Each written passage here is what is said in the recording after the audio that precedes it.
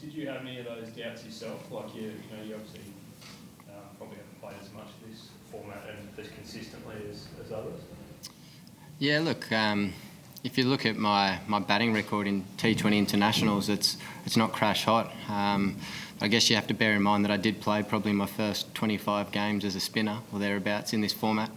That's where I started, and I was batting, I think, number 8 or 9. So coming in and slogging, facing probably half a dozen balls tops and slogging, it's never easy. So it's going to affect your record at some point. But yeah, look, I enjoy playing T20 cricket.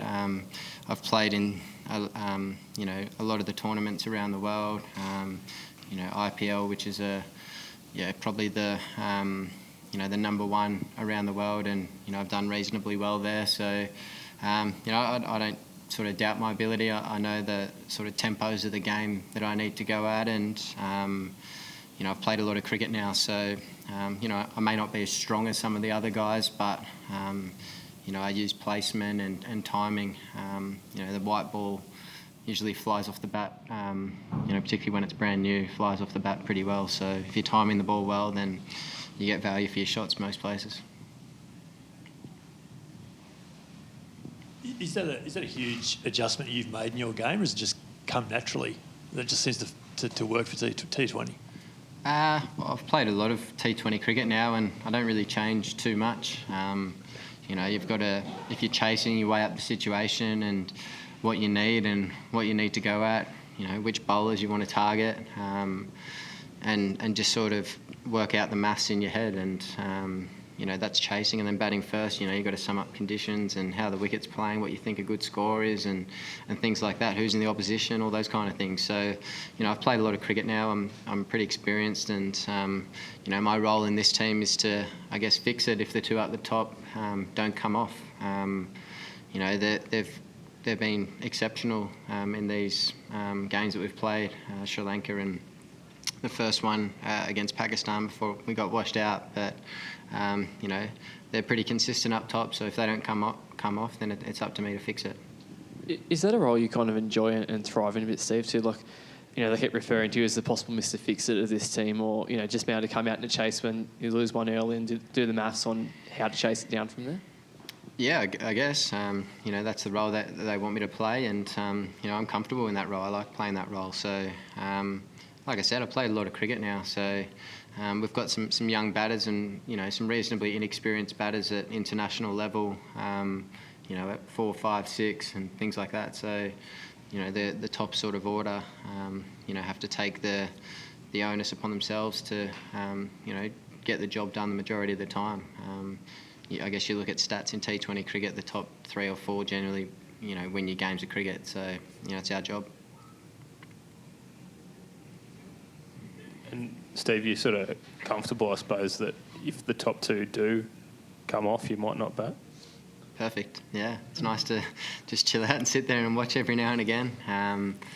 Like in Adelaide, as we saw, with Maxi there, those guys got off to a terrific start, and it's an opportunity then for the guys that can hit big sixes and are a bit stronger. They can come out and do it. It's kind of, you're not under a great deal of pressure then. It's just about going out and playing a really flary game or up tempo and aggressive game, and guys like Maxi do that really well. He did that really well in Adelaide, and I think guys like AT and Benny could certainly come in front of me if this sort of same situation presents itself and do a similar job, and I'm comfortable just watching it. Did you think Ben was unlucky at all with that decision? The ball tracker wasn't available? I don't know. What do you think? I'm not Probably sure. Looked out. Out? Yeah, I think it looked pretty good. The only thing was if it hit him outside the line, but Imad generally bowls at the stumps and doesn't spin the ball a great deal, sort of skids it on. So it was kind of like a hopeful referral, but can't do much about it. It was out. Is it a concern that that's the second time in 3 games we've had a referral go up and the ball tracking hasn't been available? Is that a concern, do you think? It's a bit different. I haven't really experienced it before. There's been a few times when we're out in the middle, when the umpires will come to the captain and the batters and say, the ball tracking's out, and let you know. But they haven't sort of, I don't know whether they've known or haven't known until they've actually gone up. I'm not sure. It's probably a question for them, but yeah, it was a bit different to, I guess, what we've sort of experienced before. Just on your batting, mate, too, like, talk us through some of those shots. Now, there was one that you sort of, I think you tried to uppercut and went down a fine leg. I mean, are there times where things happen and you sort of just go, how on earth did the ball end up there? Yeah, it kind of wasn't meant to go there. I think it was more meant to go just straight over the keeper, but I think I got a little bit of an edge on it. So if I'd hit it in the middle, it probably would have been the same result. But it's still, nice to race away for 4. It's nice when you don't hit them in the middle and they still go to the boundary, I guess. One more, maybe, guys.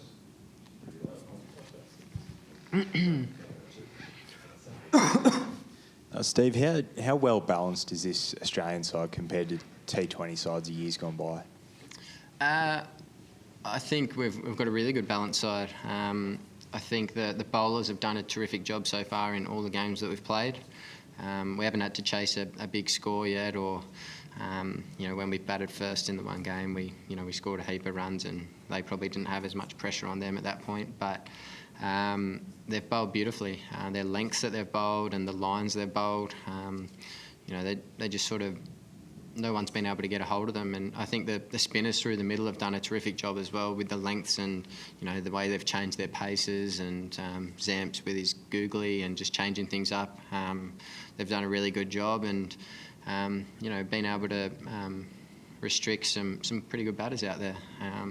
Bubba is I think he's the number 1 in the world in T20 cricket, and the guys have been able to contain him. He scored some runs, but he hasn't been able to get them at, in quick time, which has really helped. And, that comes down to, I think, the way all the bowlers have operated, and probably set this series up for us. Excellent. Good? Cool.